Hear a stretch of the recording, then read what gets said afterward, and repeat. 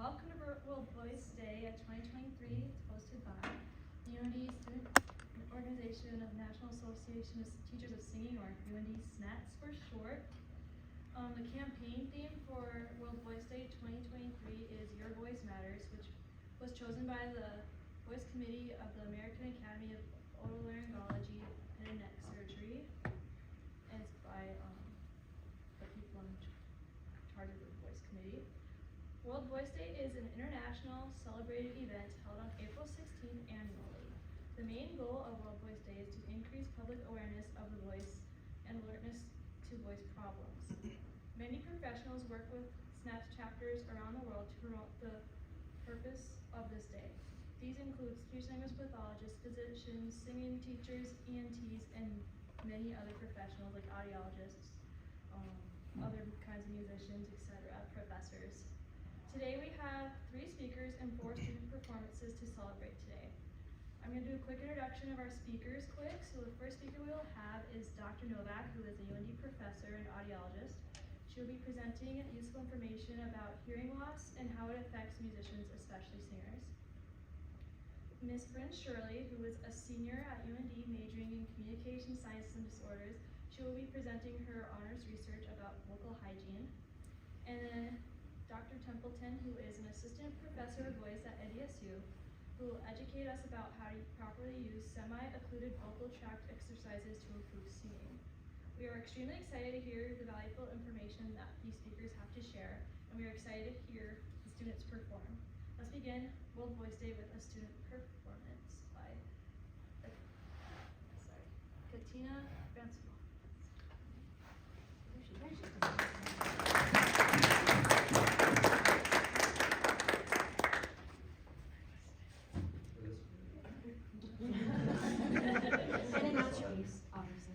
Oh, hi, I'm Kétina François, and I'll be singing A Granada by Alvarez.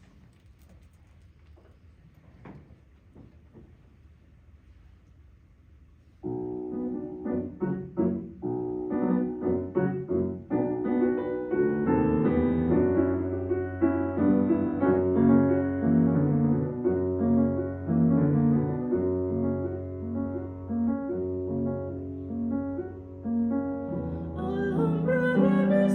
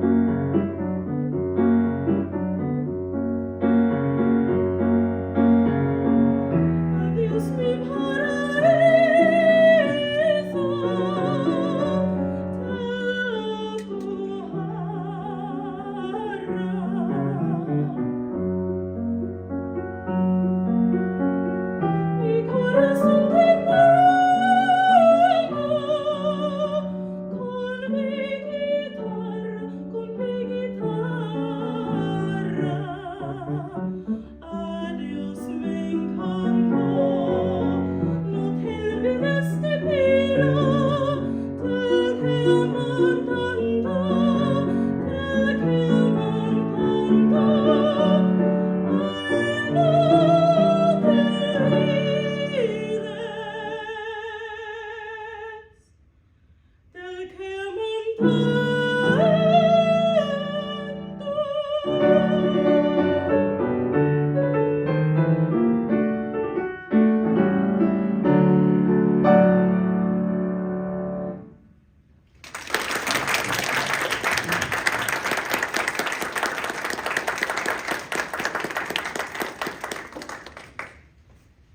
you, that was beautiful. Now our first speaker is Dr. Novak, doing the presentation, Mythbusters, musicians and hearing loss.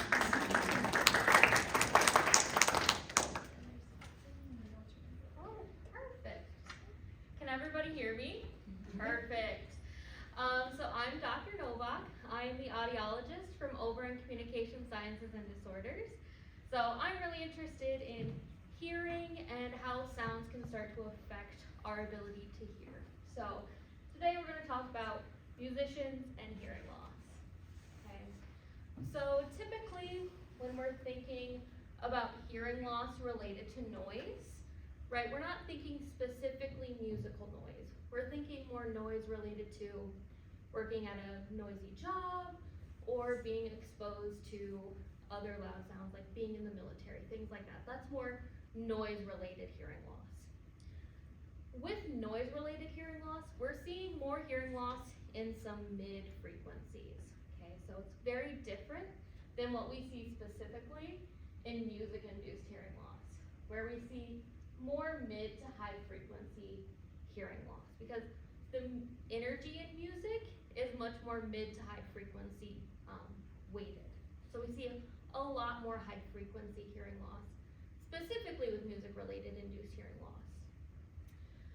Both types of hearing losses are permanent in nature. That's why we're concerned about them as audiologists, right? We're trying to conserve everyone's hearing because I'd much rather have this talk with you at 20 than when you're 80 and there's nothing I can do to fix this, right?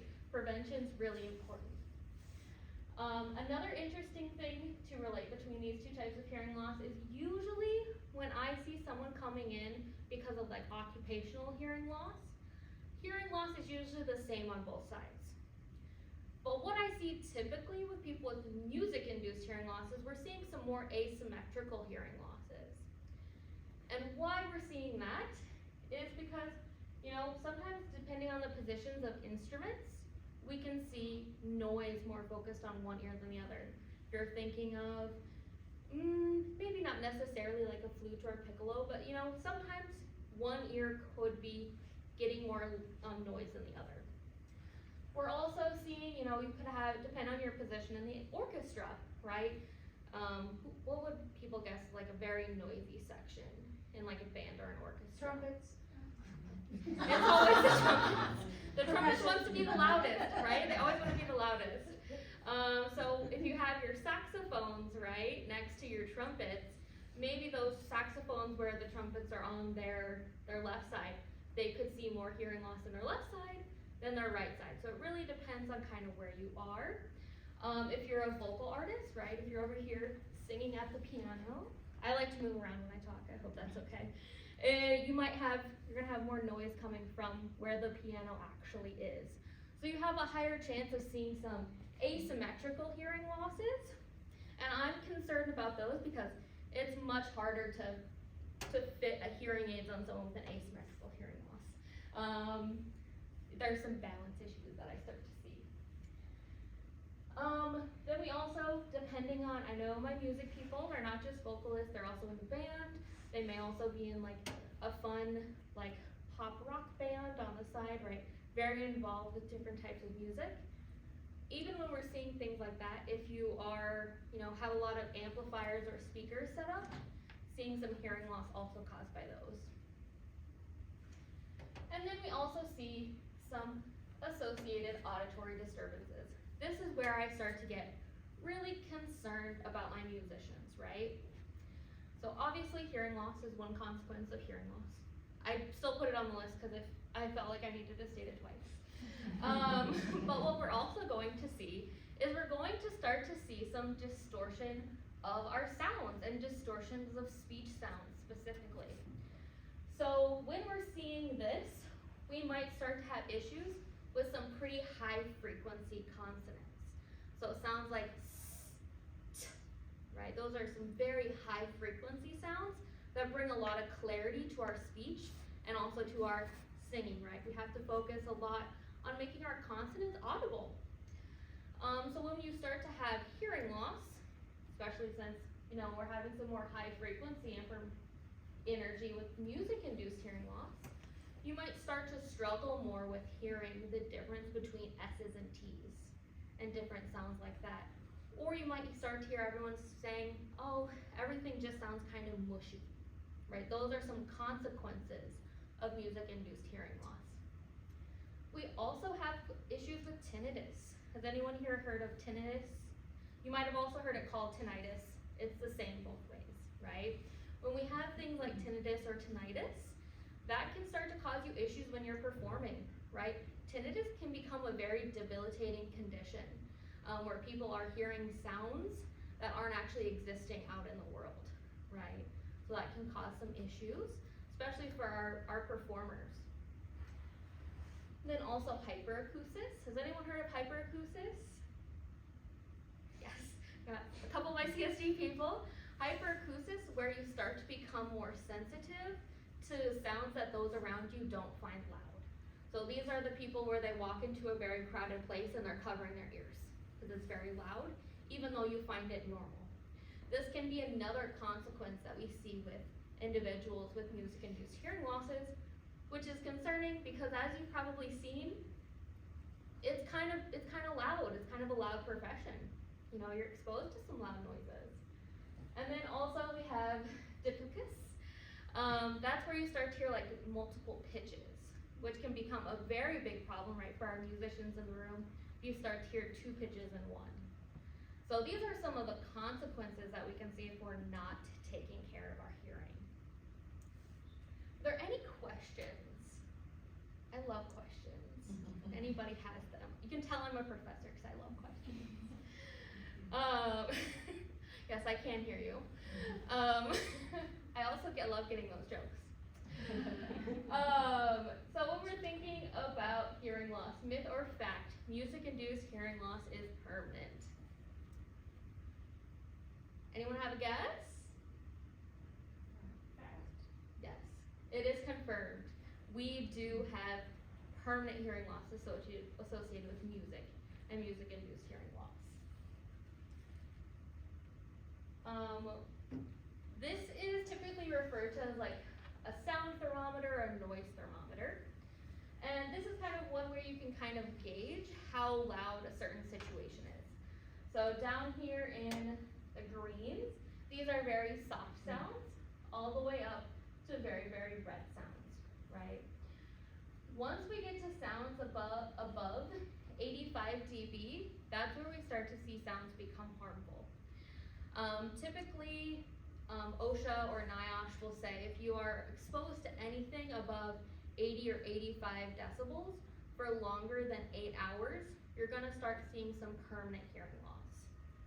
And every time you start increasing above that 80 or 85, you're going to see shorter time you can be in those noisy environments.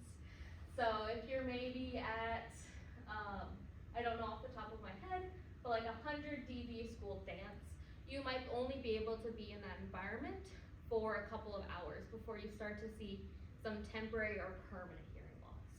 So we want to be really cautious of how long we are in noisy environments. One new lucky invention are Apple Watches. This is part of why I love my Apple Watch, is that they'll now start to alert you when you're in noisy environments for too long. So it's a great new invention. So there's that. Also on anyone's smartphones, you can download apps that will basically turn your phones into sound level meters. So you can actually tell how loud that environment is. So great resources out there that have come around with technology. Does anyone have a guess about which instruments here might have the highest intensity or the loudest? Who thinks it's our bass drum? Okay. Who thinks our piano? Okay. Microphone? Piccolo. deeply apologize, but it actually is the piccolo. So when we're thinking about the piccolo, it is very, very high intensity. It's a very high intensity sound. So just even looking at a normal practice piano, still 105 dB, vocalist 94, timpani bass drum 106. Those are within our ranges where we start to be concerned about being in those environments, because we know our students are practicing for long periods of time, right? You're not just in those environments for 3 minutes. You might be practicing for longer than that. Ooh, yes. Myth or fact, only old people have hearing loss. Does anyone believe that? Big myth. Everyone has hearing loss. I love to say this to my elderly patients. You know, they always come to me and say they don't want hearing aids because they'll make them look old. You know, I like to show them pictures of babies with hearing aids. Do the hearing aids make babies look old? No, they do not. The hearing aids don't make you look old. Utilizing hearing protection can cure hearing loss. Myth, big myth. Right, we have to be protecting our hearing with hearing protection while we're in those noisy environments, before that hearing loss has happened. Either you have normal hearing or you're deaf. No, right, it's a range. So these are all things that are busted. These are not true. Just a little bit more information about music-induced hearing loss and things we kind of see. So typically what you're probably going to see in the UND Fine Arts Center is probably some more classical musicians, right? More classical instruments. What we actually see in our musicians with classical training and when they have hearing loss, they usually have mild hearing losses. So usually range from about 4 to 58% of those musicians have mild hearing losses, okay? That is much different than our pop and rock musicians. You might see they have a smaller percentage, but that's kind of deceiving. Because even though there's a smaller percentage of those musicians that have mild hearing loss, it's because they have more severe losses, okay? So you're going to see more severe losses in those pop rock musicians, but you're still going to see that mild hearing loss in classically trained musicians. And we're still concerned about mild hearing loss because you still start to hear some of those speech sound recognition problems, even with mild hearing loss. And many people with mild hearing losses are actually unaware that they have hearing loss. They start to just kind of become accustomed to that new normal. But you're still going to have increased speech sound problem, that mixing up the T's and S's, and you're also going to have increased listening fatigue. This is something you really need to be looking out for, is that listening fatigue. So people with hearing loss, you know, we have a whole pie of energy that we have throughout the day. People with hearing loss, any degree of hearing loss, that pie starts to be taken up more by hearing, right? So if you're taking, you know, a normal person might only spend about 20% of their energy or effort in listening, but when you have any degree of hearing loss, that percentage of the energy pie gets taken up. So we get tired. You're more fatigued at the end of the day. So some things you have to be looking out for, especially since musicians spend a lot of their day listening, right? Listening to themselves, listening to others. Things that we can do to kind of prevent that music-induced hearing loss is hearing protection, right? These are some of the kinds of options that you might see on the market, and I'll talk a little bit about these. Some people might have custom-made earplugs with filters in them, or the common disposable earplugs that you might see that people use to like mow their lawn with. And this is kind of a good middle ground, kind of a disposable, reusable device that has a filter.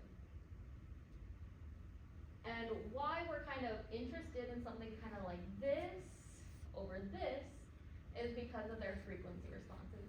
My musicians in the room are going to kind of understand this. So we're looking at frequency here, some low to high pitches, right?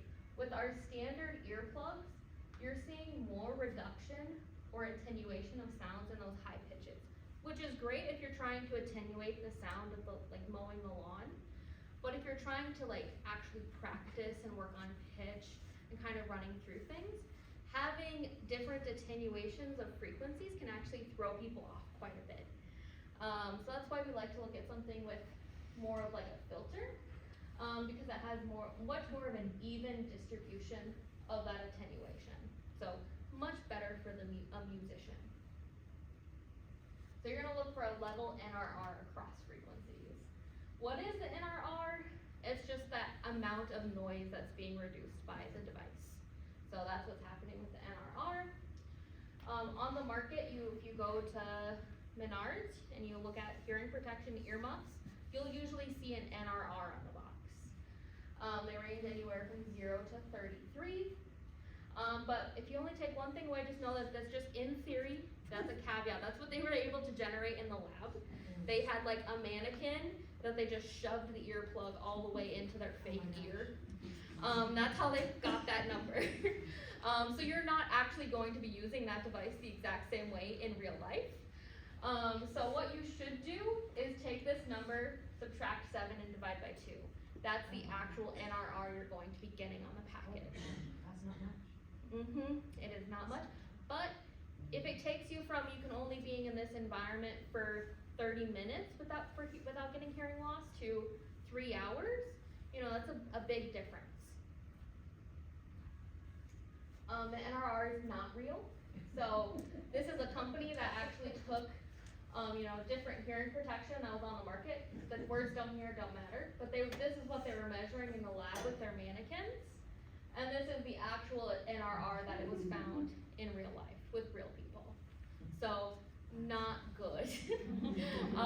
So take all of those things you see on the package with a grain of salt, and just remember, subtract 7, divide by 2. Ooh, myth or fact. One of these two musicians has hearing problems. Who thinks myth? Who thinks fact? Incorrect. They both do. Tricky.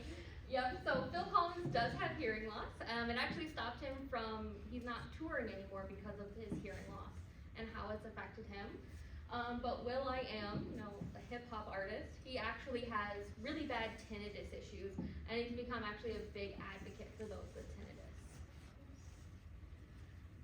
So in conclusion, use hearing protection. Make sure you're finding hearing protection that's appropriate for the activities you're partaking in. You wouldn't use the same hearing protection you use to mow the lawn to practice your vocal work in. Remember, noise exposure now can cause hearing loss later in life. I don't want to see any of you in my clinic. Make sure you're taking care of yourself. And if you think you have hearing loss, it's too late, you can still come and see me. An audiologist can visit any audiologist, and we can kind of have a discussion, do a hearing test. Any questions? What about AirPods? Do you have any advice for them? They cause hearing loss. You have to be very watchful of that. What's really nice about now is that you can set limits on them. So if you're in your phone, in your like Apple settings, you can actually make it so headphones can't go so loud. It actually also monitors how loud you're listening to sounds on iPhones. Don't know about Android, I am an iPhone girly. But I'm assuming Android has something similar to that as well. And if you have children who are, constantly on their little devices, think about getting maybe a pair of volume limiting headphones. They actually sell headphones that are only made to go so loud. They usually come in like the children's hearing section in Walmart. You can find them. Any other questions?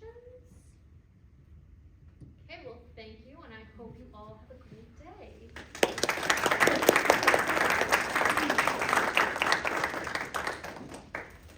Thank you for that presentation, Dr. Novak. Hope everybody learned so much good prevention of hearing loss. So next we have a performance by Megan Susan. Please enjoy it.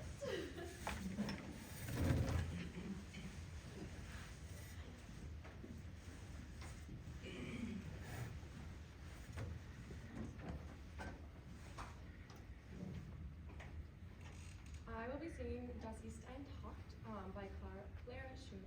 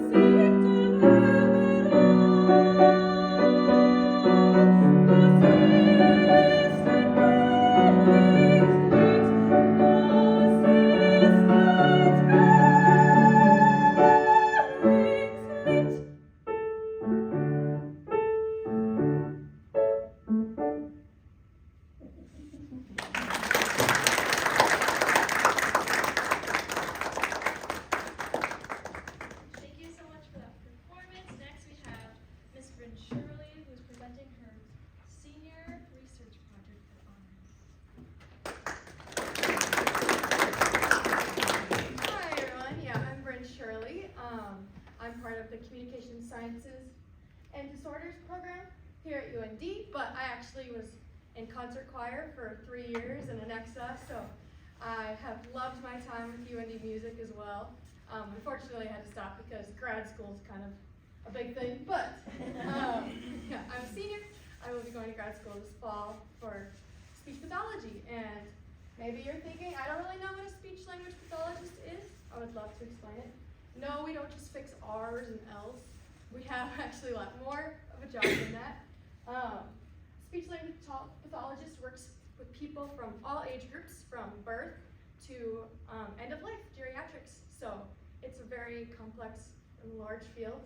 We do articulation, we do language cognition, social communication, like talking to others and communicating well, swallowing and hearing, and augmentative and alternative communication, which is like using technology to communicate, as well as voice and resonance. So I chose this senior project of vocal hygiene because I'm a singer and I love to do that, but I also get to use my speech language pathology lens and see how they connect. So me and Dr. Novak had a little bit of a similar idea but I'm going to true or false angle, and we're going to be talking about actually singing and not just hearing. So these are all typical singing beliefs. I will ask for show hands. True or false? Throat coat tea and entertainer's secret cure sore throat.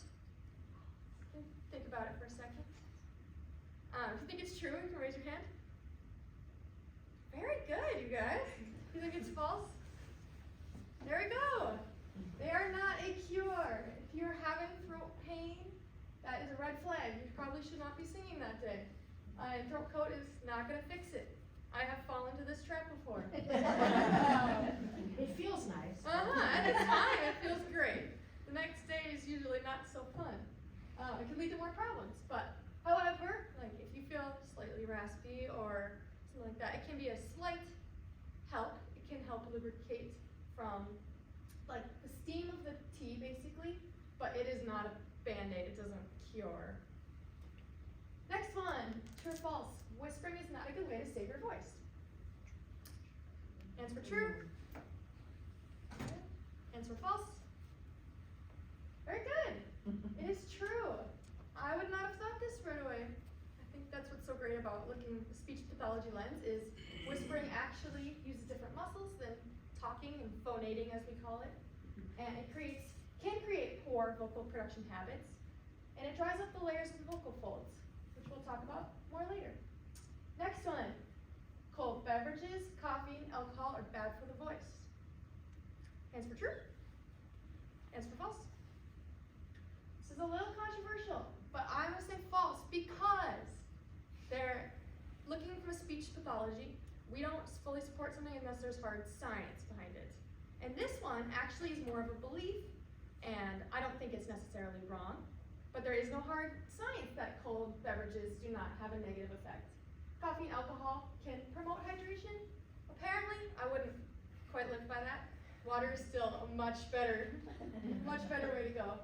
But especially drinking cold water right before singing is not shown to have a negative effect on your actual vocal production and resonance. It could be more psychological. Next, true or false? Dairy products thicken your mucus. And hands for true, hands for false. It is actually false because our products do not chemically increase mucus production or viscosity. I think this one is very psychological because I would say I feel like it does thicken, and I think it would make me less confident to go on stage. However, it is not necessarily true. Next, eating or drinking certain foods will worsen my voice. Hands for true, hands for false. It is false because if you're thinking about singing from an anatomy perspective, if there is food in your vocal folds, we call it aspirating or choking. So, hopefully that is not happening to you, especially right before you sing. So, no, what you eat does not touch your vocal folds. It touches your tongue, soft palate, throat walls, and esophagus, and there's no hard evidence that it's going to affect how you sing. Water is still the best routine as it will reduce friction and heat created by your vocal folds by lubricating them on a cellular level. So, I have 3 things I kind of want to share with you today. Based on my research, it's an independent study, so I'm not conducting research, unfortunately. I'm finding research from other articles that are peer-reviewed. So understanding the voice, the anatomy of it, how to take care of it, and when to get help. So here we have, I'm guessing you all have at least seen this picture. This is what the vocal folds look like inside of your larynx. You see these cartilage strands that essentially, when we breathe in, we're building up that pressure. It's going to cause the vocal folds to vibrate against each other, and that is coming up into your oral and nasal cavities, and that is what we're hearing. So, it's important to remember that this is actually not the primary function of your vocal folds. It's actually to keep food and liquids out, and speech and singing are a secondary mannerism, as we call it, because we've learned to use them, essentially. And these bands that we see here are covered by what we call a mucosa layer. So basically it's spit that is used to lubricate these folds so that when they're hitting each other, they're not damaging each other, which is very important when we talk about taking care of it well. So I have a few do's and a few don'ts for singing. I'm guessing you probably know these, but I'm going to review them anyways. Yes, hydrate, hydrate, hydrate. And actually, it is more helpful, instead of right before you go on, to quickly hydrate really fast. It's way more important to hydrate beforehand, like maybe even days before. That's what I've had to learn the hard way, because you're trying to get that mucosa level on your folds to be hydrated. So you're going to be more healthy if you've been hydrating days before. And it's important to think of yourself as a singer and almost like you're an athlete as well. All parts of your body are going to work together to make you a better singer. So you need to sleep well, you need to eat well, you need to exercise, even taking care of your mental health. I know if you're psyched out, you're scared before you go on, that's going to definitely change how you perform. And warming up, we all know that, but it's worth repeating. Make sure you're always warmed up. And going into don'ts, I'm very guilty, but giving it 100% every time is not a good way to look at it. If an athlete was giving it 100% every time, it would be very hard.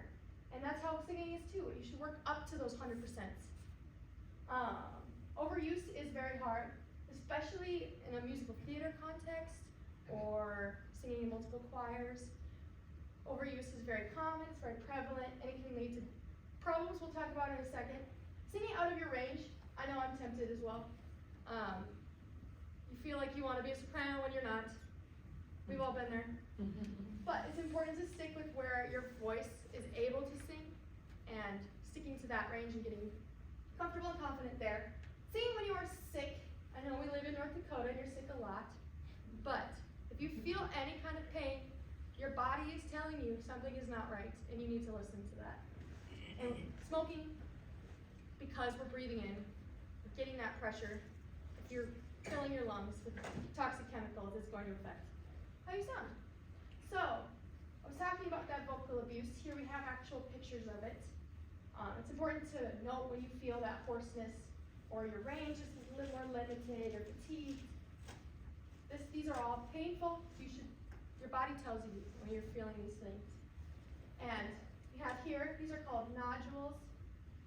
These are very popular with the celebrities. We've all heard of singers that have had these. They're from overuse, and because the vocal folds are a V here, where they're closer together is way more likely where that trauma is going to happen from overuse.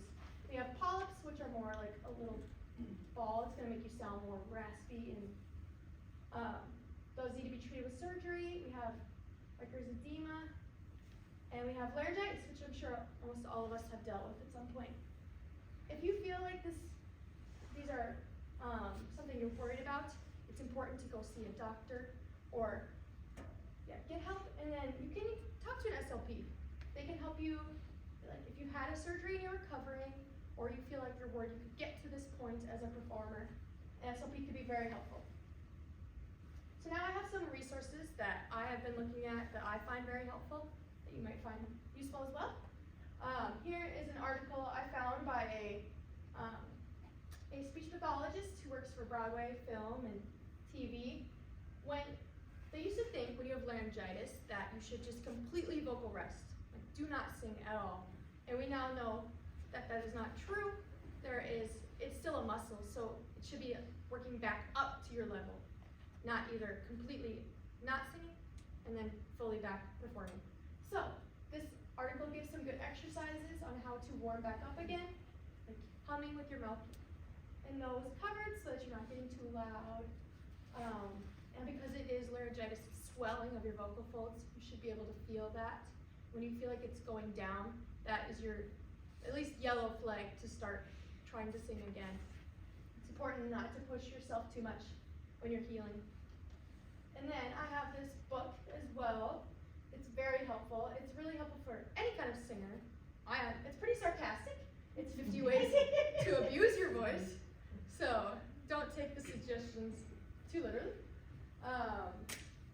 But this is great.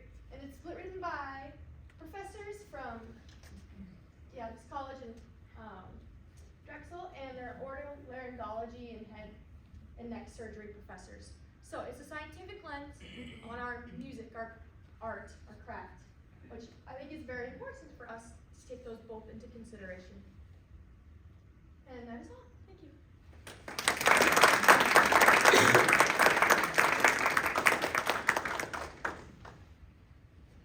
Thank you, Brynn, for teaching us ways to take care of our voice and showing us that book. I'm pretty sure everybody's going to want to read it now. Okay, so our next performance is by Sophia, and she's a mezzo-soprano.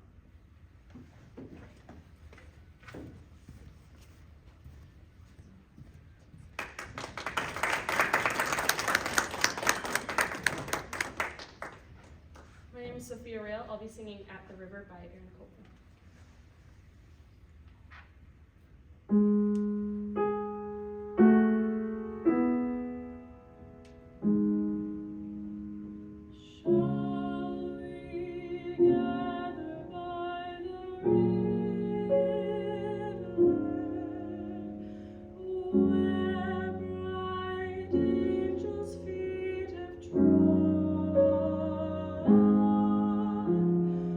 With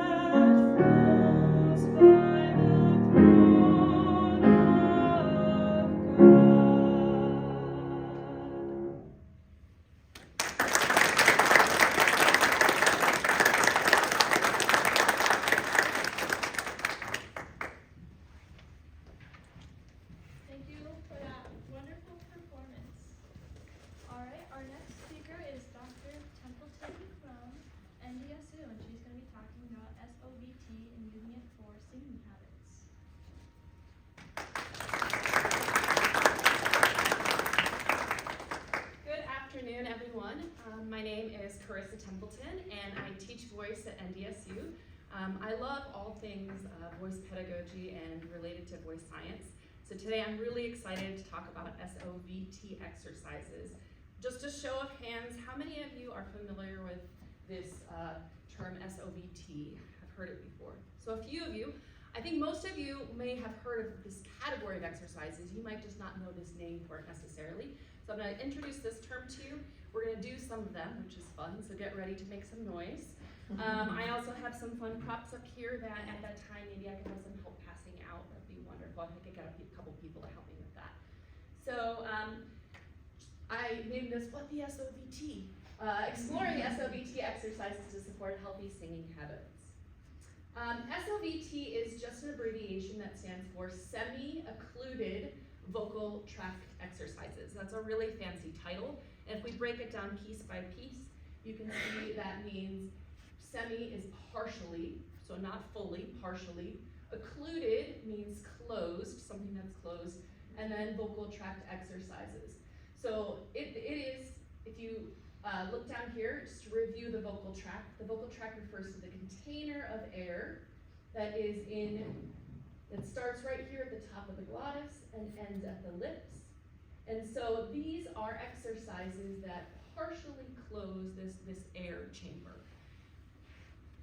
This is not just one exercise, but it's a category of exercises for the voice. So if you can think about the vocal tract, what are things that might partially close it from one end to the other? The lips, right? The lips might do it, right? You could also raise your tongue really high up. You could put anything that is going to close this space partially, not fully seal it off, but almost fully seal it off is going to be a semi-occluded vocal tract exercises. So let's get into these.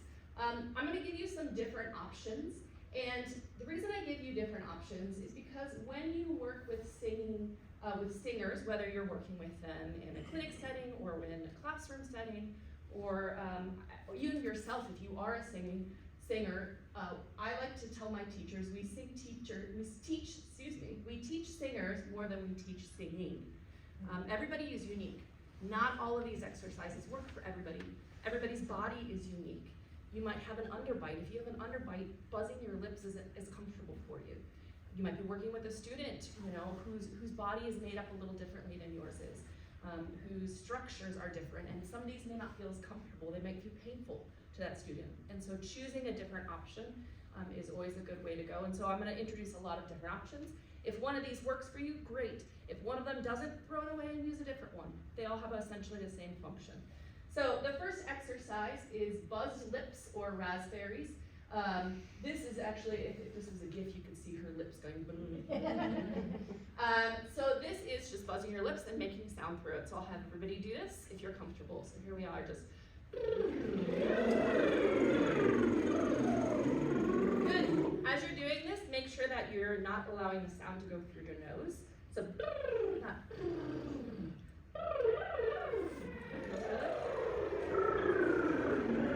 That closes off the vocal tract a little bit more and allows a little bit more sound. So if you're working on yourself or with a singer and you notice it sounds a little breathy even when they're buzzing their lips, just check to make sure it's not going into their nose. The next is a raspberry, which is a very similar thing. This is something that I feel like when you were little kids, right, you talk about raspberries, or little kids laugh when you do a raspberry on their hand or something like that. This is with your tongue and your lip. You can do it with your upper lip or your lower lip, although it's more effective with your upper lip, says Brynn. Good. So this one's harder for me too.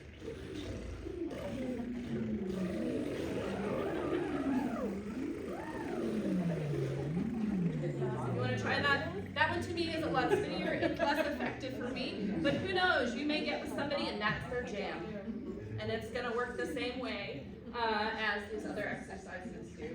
The second category is hands or cup phonation, especially during COVID. I was not using this one because I didn't want hands over mouth.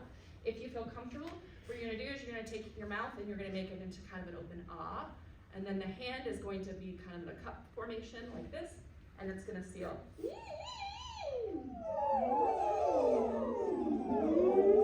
Or you can take a styrofoam cup. Notice there's there's a hole in the bottom of it, don't do it without the hole, right? Breathe in, you know, and pass out too, and you just breathe in your own air back in, and that's not good. So you can do the same thing with a styrofoam cup as well, and that accomplishes the same goal, so it's partially occluding the vocal tract. You can also use voiced consonants, so zzz, zzz, zzz, everybody. Good, or this is one of my favorites. I call it kazoo. I don't know its technical term, but essentially it's like a straw without a straw. But it's looks so nice.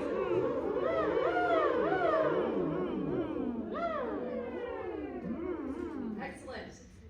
We often talk about SOVT exercises as being more consonants and things that don't necessarily have vowel sounds to them, but there are vowels that are more closed than other vowels, which actually do help to close the vocal tract and will help with a similar function as these other SOVT exercises.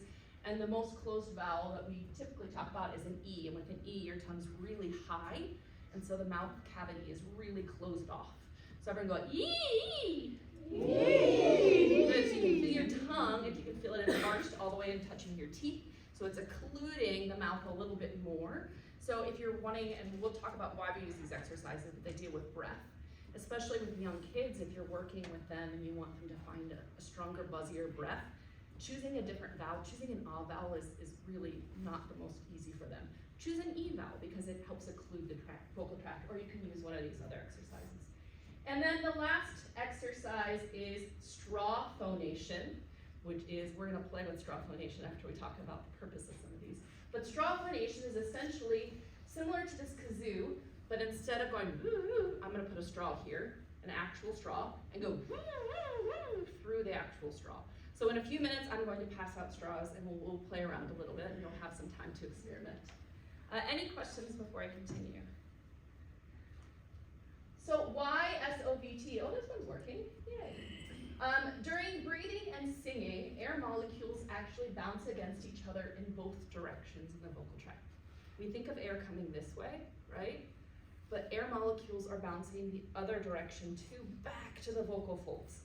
So you have these air molecules bouncing both ways. You have air coming from under the vocal folds and above, and there's pressure and speed and all different kind of interactions between these air molecules. So what SOVT does is that it increases the oral pressure. So the oral pressure is the pressure in your mouth, which creates stronger back pressure than onto the top of the vocal folds. So there's pressure coming from the bottom, and then there's pressure coming from the top. And when I increase this pressure, what happens is it helps balance these out. So I'm using something that's a little bit more, kind of more balanced. Sometimes singers will sing and they have too little air pressure, right? Or they have too much air pressure. And so this type of exercise is going to help balance air pressure and airflow. So those two things can be a little bit more in equilibrium, which results in a healthier sound and can create some nice muscle memory for practicing. And it's a great way to warm up, and it's also a great way to heal the voice after laryngitis. I think a couple of these things are connecting with other things we've also heard today too. So,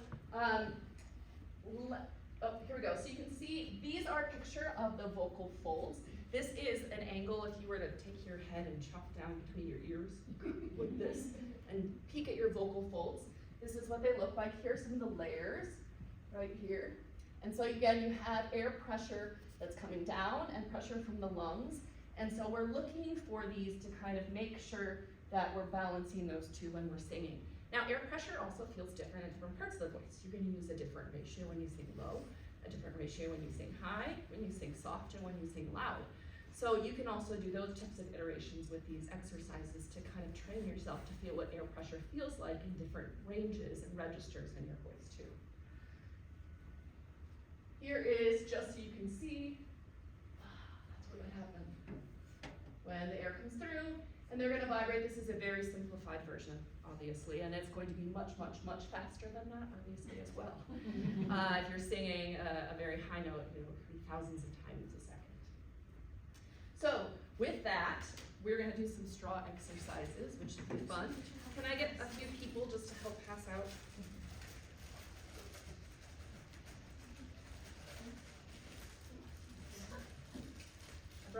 larynx today. Alright. Oh, and so there's 3 sizes, big, middle, and small. Maybe let people touch their own because these are in low people's mouths, so don't touch them for people. But you can take one, or you can just pass them around and maybe start like some from the back too. While we're passing those out, I'll show you this real fast. This is a nice laryngeal model. How many of you are planning to be singing teachers or music educators in here? This was printed with a 3D printer for about $45. So, and this template is free, it's already out there. Oh, okay. So if you have access to a 3D printer at your university, it's in 2 pieces and then you glue the 2 pieces together. But this is really nice if you're looking for something that you could have in your studio. So. Yep, so you probably have to pay, I think it might be $40 to $50. I don't know how much it is, and you also have to scale whatever the design is. I think the design might be, yeah. So, but in case you're interested, this is what the larynx is. I did the larynx. Oh, and I didn't keep some for myself. So, it looks like most people have them. I will go grab one here in a second too. Maybe I grab one of those real quickly. As I wander around. Thank you. Okay, so maybe not in your neighbor's face because they might not like you very much, but you can go ahead and we're gonna try this together. A couple rules. If you're doing this for yourself or for your students, number 1, no air should escape around the lips. Number 2, no air should escape into the nose. So pinch your nose if it sounds different, then you're kind of make sure that you don't get it into the nose nasal. And the last, the effort should be the same as for normal sound, but the sound you will produce is going to sound softer and smaller, and that's correct. It's not going to sound as big, and that's normal. So you're going to hear it. If it's going into my nose, it sounds like this. You hear the difference? Yeah, good.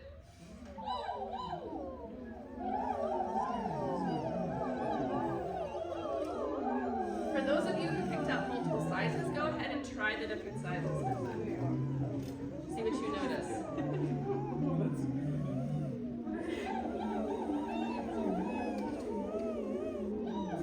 If it's hard for you, you can think about the air puffing into your cheeks too. This isn't happening. Try a siren. Lower your voice all the way up and back down. Here we go. Good, and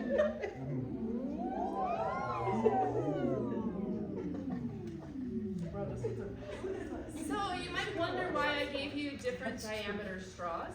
It's because voices are different and the vocal folds, the mass of them is different for different size instruments. So typically, a smaller diameter straw, that black coffee straw that I passed out, is going to be better for low voices because it's a higher intraoral pressure because their vocal folds are a little bit more massive than higher voices.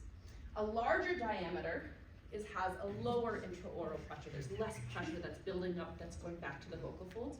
So for voices that are smaller, to let kids, you're gonna use these, right? Or if you're just starting off and you're new to straws, you're gonna start with a bigger straw. Don't start with the little one, you might build into the little one. If you're interested in that, Carrie Reagan talks a little bit about creating a system where you start smaller, or bigger and then go smaller. For men, again, often smaller diameter straws feel easier. Some of the low voices that I've worked with can't even phonate with this size straw. It just doesn't work for their instruments because there's not enough pressure, back pressure for them to be able to phonate. So don't be surprised by that. If you can think about the science of it, you might think, well, what if I cut the straw a certain length? Yes, but it doesn't really matter that much. The diameter is more interesting. So if you want to have these for your own practice, you might pick up a set of some different sizes like I did. I know singers who buy metal straws and put them in their back pocket and walk around with them and use them in the practice rooms.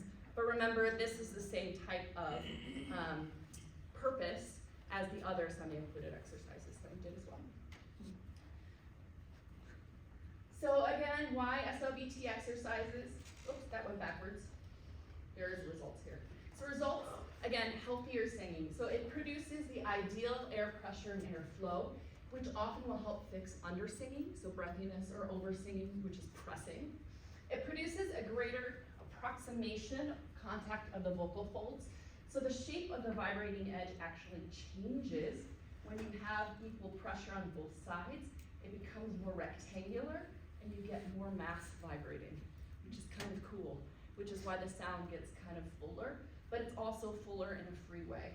And then it minimizes unhealthy laryngeal movement and squeezing. And you can see this if you go back to the buzzing of the lips.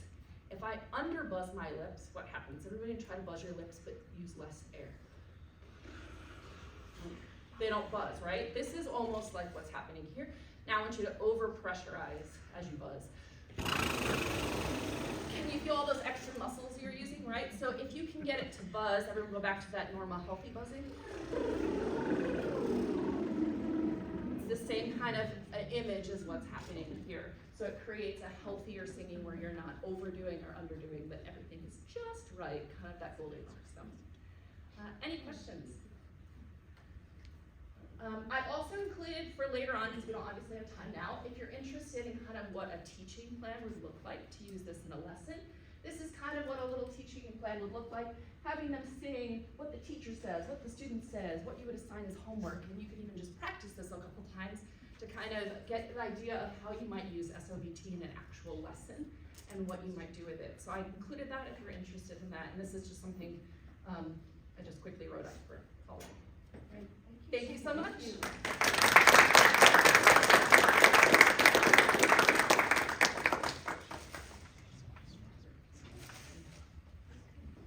you, Dr. Templeton. Now you know why I have to do it like this. Now we're going to have one final performance by Miss Lisi Clarke.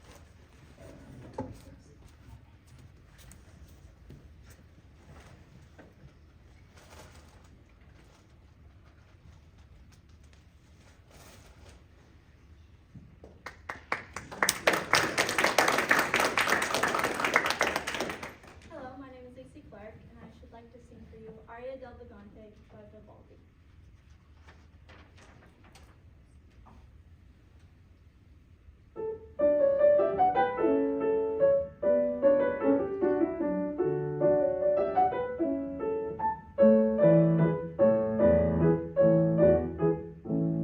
O servi et Domino meo, os mezzo-soprano, si proximanos,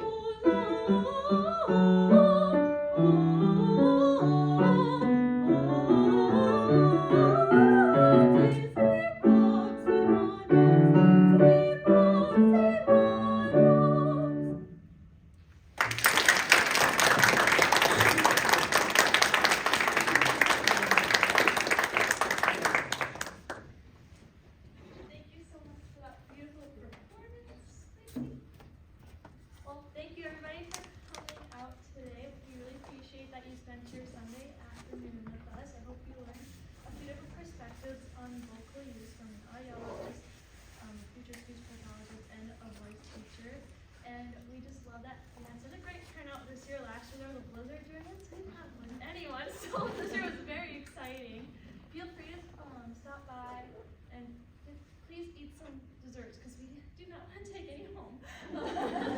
Please feel free to mingle, ask our speakers questions. Thank you for all the performers and the pianist too. It's such a special day, and yeah, enjoy the rest of your day. Thank you.